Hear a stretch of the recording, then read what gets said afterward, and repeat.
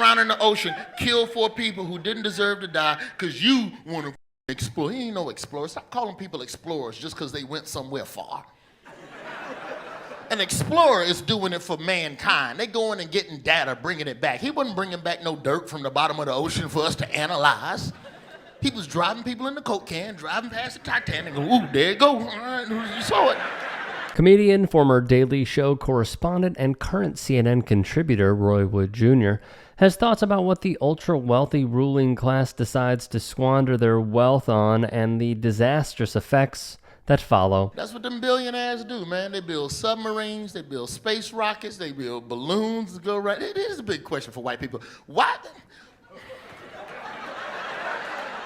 y'all always gotta go somewhere? Like, anytime a white person become a billionaire, they just build a spacecraft. I'll see you guys later.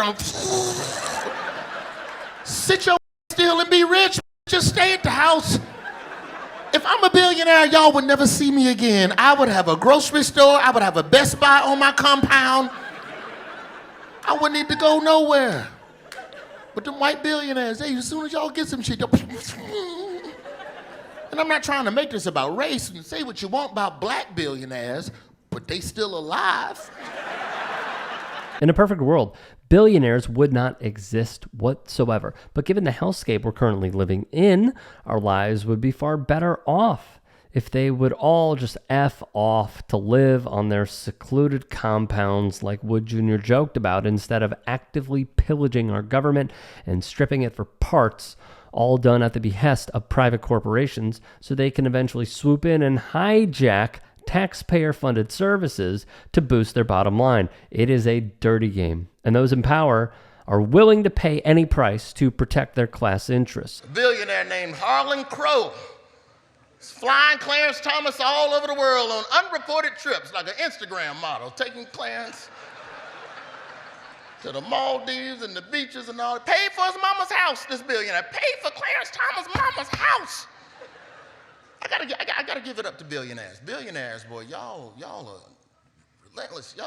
Y'all always come up with something new to buy. Like, just when you think of everything you could buy on Earth, a billionaire will come up with a new thing. Y'all buy space rockets, you bought Twitter. This man bought a Supreme Court justice. Do you understand how rich you have to be to buy a black one on top of that? There's only 2 in stock. And Harlan Crow owns half the inventory. We can all see Clarence Thomas, but he belongs to billionaire Harlan Crow. And that's what an NFT is. We couldn't have said it better. When you become so obsessed with amassing so much wealth, power, and influence as humanly possible, the only thing left to do is to prevent others from chipping away at the outcomes of your exploitation, which conveniently goes hand in hand with acquiring even more wealth and power in the process. Hey guys, quick break in the action. I have a new show coming out called The Rick Strom Show. It is going to be awesome. I'm interviewing musicians, athletes, producers, writers, journalists, authors, sports doctors. Go check it out at youtube.com/@TheRickStrom Show. Also be sure to throw me a follow on Instagram, Threads, Blue Sky. It can all be found in the description box below. Thank you. Sports and comedy is hard. To me, it's harder than politics and comedy. Because at least the politicians, they don't take themselves seriously. They know they're running a hustle. And you call them out for it and they just grin and go, yeah, what you gonna do? But if you call out an athlete, an owner, a fan base, a city, they don't like that. It's funny, isn't it? They don't like that. But just how ridiculous that perspective is. And all you do is catch a ball, but you can't take the criticism. Meanwhile, my man over here making these crooked laws is getting all types of poor people done dirty. He can take criticism just fine. When we talk about like divisiveness and blind loyalty in politics, I think you're going to deal with that the same way you do in sports. And that's why I've always felt like sports and politics creatively kind of build from the same, bag of Legos, because It doesn't matter what you say. It doesn't matter how centrist it is about a particular team or ownership. Somebody's going to call you out and say you're playing favorites. The parallels are clear as day. The red team versus the blue team mentality keeps the vast majority of the public focused on fighting each other to distract us from what's really going on in the country.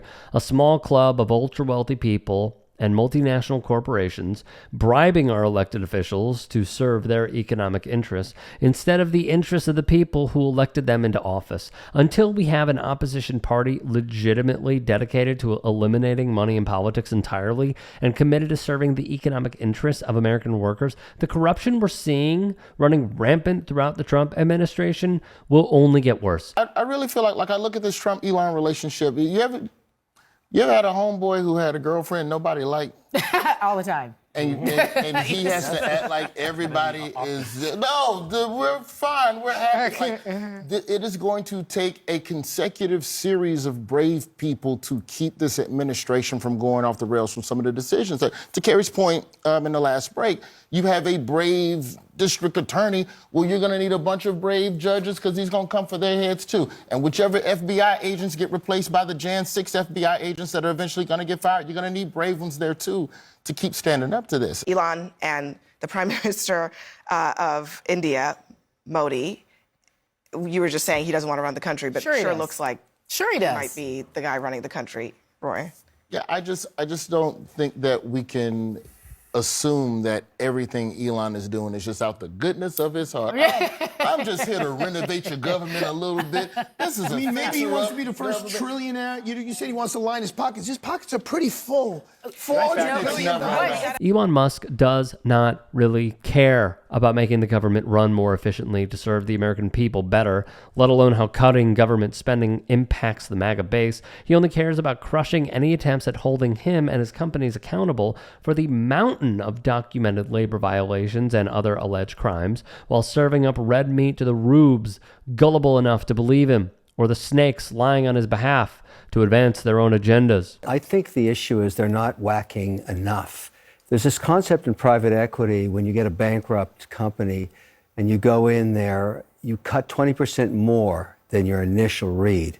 And then you find like a pool of mercury, the organization gels back together again. Always cut deeper, harder when there's fat and waste. Fat, like a chicken. All of these agencies are like big fat chickens dripping over barbecues of fat. This is the best barbecue I've ever seen, but I don't think it's happening fast enough. They're not cutting enough.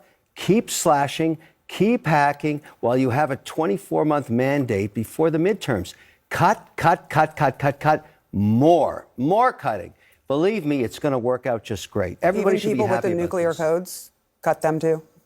Cut everything. Because if you don't see what they're doing and they can't show you that they're adding value, you whack. But it's not clear that they're even asking people to show them. Because at the end of the day, nothing is ever enough for ultra wealthy people like Kevin O'Leary, who would rather let private corporations have free reign and total control over all of our lives instead of the flimsy democracy we're holding on to for dear life. A sovereign nation isn't a private equity fund, and it shouldn't be focused on turning a profit at all costs. But this is the type of political discourse that gains steam when human life and dignity have been devalued to the extent that it has in this country. And while all of this is going on, Trump is parading himself all around at the Super Bowl and Daytona 500.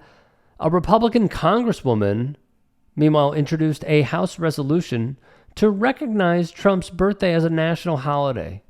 Seriously. Profoundly inept and unserious, but these are exactly the type of people willing to be blindly loyal to and follow every demand of someone like Donald Trump. If you can and are willing, please become a paid member here at TYT Sports. And or go to tyt.com/join. In addition, you can follow me on Twitter, Instagram, and TikTok. Appreciate it. Have a great day.